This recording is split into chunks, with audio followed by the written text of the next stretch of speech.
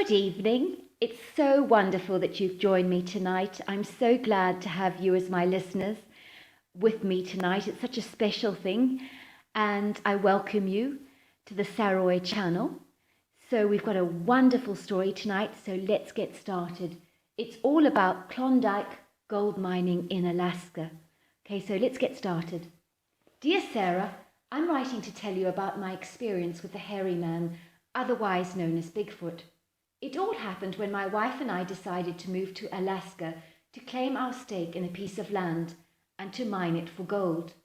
The reason we decided to do this was because due to the recession of 2014, I had been laid off my job in Chicago in the energy industry, and try as I might, I could not find any work. All I could do was to try my hand at menial jobs like flipping burgers at a burger joint or selling ice creams at the local ice cream parlor. As you can imagine, the money was not good and the bills were piling up and life was becoming difficult, to say the least. Then one day I came into a little money from a surprise inheritance, and that was when the idea of mining for gold in Alaska was born. Let us do it, begged my wife Angelica. It would be a chance to make some money, and there is a possibility that we could become rich. And even if we didn't get wealthy, it would be an adventure, wouldn't it? And that's what counts. It all sounded like the most perfect idea, and so we found a piece of land to mine, and we built a little log cabin on the property and began our new life in Alaska. Life was really very hard because we missed out on all the modern day amenities of the material world, like our daily shops at Walmart and the delicious food choices and the convenience of it all, as well, of course, as things like hot showers, and the list goes on. My wife Angelica has always been a curious person by nature, and she made life extremely interesting because she always knew what was going on around us, what was happening with the neighbors and so forth. So she would say things like, "You know the guy mining for gold at that Golden Glow mining site? Well, he and his wife had a massive row the other day, and she stormed out and left him just like that." "Where did she go?" I asked. "Oh, back to her family in Boston, I think." "What did they row about?" I asked. "Apparently she told her husband that she's been seeing a terrifying creature at night, stalking about in the darkness, and she can't get to sleep because she's so anxious about it. Apparently it had big red eyes. I gather she begged him that they leave immediately, and he wasn't having any of it. His heart set on digging for gold." "Wow," I said. "She must have been really freaked out to just up and leave like that. That is a big deal." "I feel sorry for her," said my wife. "I think her husband could at least have tried to believe her, or even investigated what his wife was actually frightened about or what she saw that night. My guess is that she saw a little eye shine from a wild animal. At night, animals can sometimes appear menacing, you know, especially out here in the wilds of Alaska. There are a lot of predators out there. Let's not kid." My wife agreed. 2 days later, my wife told me that another gold miner had recently just up and left, just like that. "What?" I asked. "Did they say why they left?" "Well, I gather they saw a very scary creature at night wandering around their property, and apparently he was like a giant, and he made strange whooping sounds and appeared very intimidating. They did not feel safe on their mining stake." Mining for gold was not easy. We were lucky for the first 3 days because we did manage to get an ounce of gold on each day, which was considered good going, but the days that followed were not as fortunate. At this rate, I really did wonder how worthwhile it really was mining for gold while living a life that was very rudimentary and basic as you could get. I was surprised to find that my wife settled down to life in Alaska like a duck to water. She loved the wild remoteness of our lives and seemed to adapt to our tough living circumstances easier than I did. During our free time, while I was reading a book in the cabin, my wife would go exploring and would come back with tales about the animals she had seen on her journeys. She was always excited. "You know that otter I saw last week?" she gasped. Well, she's had a little baby, and it's the cutest thing that I have ever seen. Oh, and by the way, did I tell you that I saw a magnificent eagle yesterday? It hovered above the creek, and then it grabbed a fish in its talons. It was the most wonderful thing to watch. I was so excited. I loved my wife's enthusiasm and her positive energy, which prevailed day after day and made life in Alaska a lot more pleasurable for me. One day my wife told me something that got me very concerned for her safety. "You're not going to believe this," she said in a hushed tone. "I saw it yesterday. I really saw it, and he was enormous." "What are you talking about?" I implored. "You know, the creature that's been scaring off the miners. I saw him." At this confession, I bolted upright. "What, you saw it?" I gasped. "How do you know it was the very same creature that they saw?" "Oh, it was unmistakable," she declared. "Anyone would be terrified of him. He's very intimidating. He would make those great apes we see at the zoo look pathetically puny. He's enormous." "What has a zoo ape got to do with this creature?" I asked, looking perplexed. "Well, the creature I saw," she said, "he's as real as you and I, but he's like a big ape, but kind of mannish as well. He's covered with black hair, a little like the otters I see, but it's very bedraggled and tangled and kind of longish. Boy, I wish I could brush his hair for him. He really could do with a long soak in a hot bath because he stinks to high heaven. I could smell him from miles away." I was beginning to feel annoyed with my wife's naivety. She was talking about the creature as if he was a cute little Yorkshire terrier that needed nursing. "You're scaring me, babe," I scolded her. "We are talking about a very wild, dangerous animal here. And you are talking about it as if it's a cute puppy. You do realize we could be in serious danger here. Make sure you have your firearm with you at all times, and do not be afraid to use it if he approaches you." "Oh, I will," she promised. "He is scary and intimidating, just like a lion would be. However, he's harmless in the sense that I do not think he wants to bother us. As long as we don't bother him, well, that's the impression I get. I do not think he would want to have anything to do with humans anyway." "He did not see you watching him?" I asked her suddenly, looking concerned. "You must never underestimate a wild animal." "I do not think he saw me. I was watching him quite a way away through the binoculars. I didn't venture close, you know." "Good," I said, "and make sure it stays that way. The last thing I need is you being killed by the creature. Promise me you will not do anything stupid." "I promise," she said, but I could detect a glimmer of excitement growing in my wife's eyes, with a look of defiant mischief I knew only too well, and that was beginning to concern me. One day my wife came rushing into the cabin, looking incredibly excited. "I want to show you something so amazing. You are going to love it," she said, bubbling over with enthusiasm. I followed her obediently, thinking that she was going to show me an owl's nest or something curious like that. Instead, she led me straight up to the creek that ran through our land, and I followed her over to this outcrop of heavy-duty rocks to a large, naturally formed cave that was hidden within its crevices, and it overlooked the water. It was a huge cave, and on the ground of this cave was a bedding area of grasses, twigs, and leaves. The whole area was flattened by something large that must have been lying there. "This is an animal's nest, and a big one at that," I said. My wife gave me a huge grin. "It is! It is! It belongs to the ape man that I was telling you about." I was now furious with my wife. It was like she had taken us on a trip to a lion's den and was inviting the lions to dine on us. "Are you stark raving mad?" I shouted. "What are you doing? Did I not warn you about dangerous creatures? And you're inviting me to his nest? He could be around any second and tear us to pieces."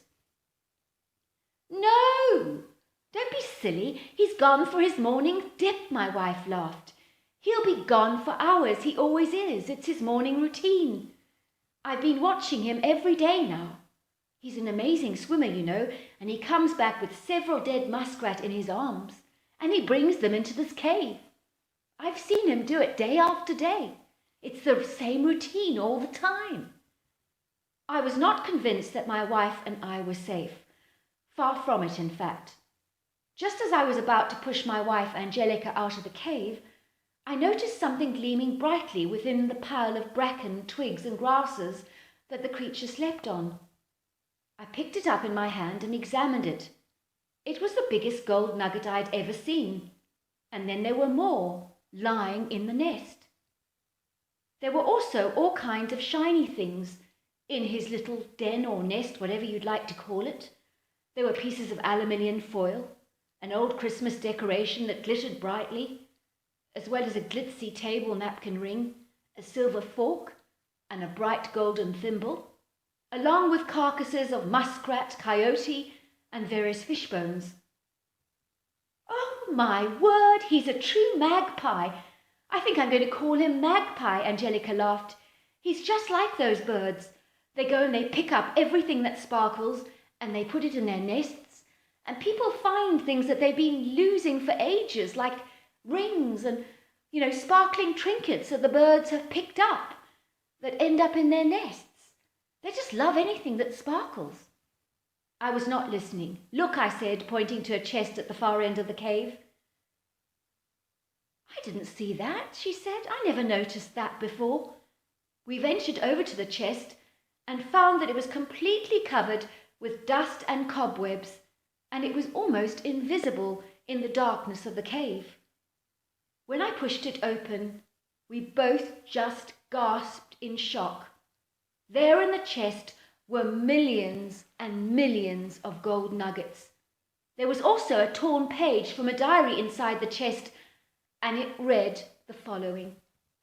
It was dated June the 6th, 1898. "It was my sack of flour and my side of bacon, but Swiftwater Bob stole it all from me. He brought the stake of land with it. There is nothing I can do but work for him. In 1 week he has made a huge fortune, and that fortune should be mine. 21 of his mules were carrying away 100 pounds of gold on each of their backs. This is not fair, nor is it right. I am going to take as much gold back as I possibly can without him noticing, because it does belong to me. And I have a chest in which I'm going to put this gold in, and I will find a hiding place for it. If I do not return to get this gold, then I know that Swiftwater Bob did me in, because he found out that I was taking his gold. Whoever does find the chest, if I am deceased, this gold is yours with my blessing. Do with it what you please. Sincerely, Klondike Joe." "Oh, wow," I gasped. "Do you know what this means, Angelica? We are filthy, filthy rich, and all of this money, all of this gold, it's ours," I said, jumping up and down like a child who had just opened the most fabulous Christmas present. "Don't be silly," scolded Angelica. "This creature got to the gold first, so in theory it's his." "Angelica, now you're talking nonsense. You really are talking nonsense. This creature is not human. Stop humanizing him.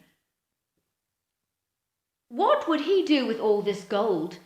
It's not going to do anything for him. All he's interested in his muskrats and his coyotes and his fish bones, and maybe his sparkling treasures that he has in his nest. But he's not interested in this big chest of gold." "You're wrong," said Angelica. "He loves all his sparkling stuff.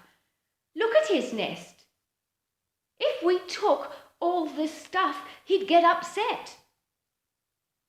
I did think for a moment that the creature was unpredictable, and we knew nothing about what he was capable of.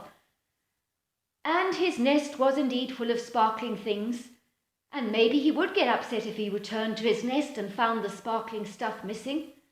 Angelica did have a point there, I thought. Well, I said, clearly he has not touched the trunk in years, and maybe he's never even seen it.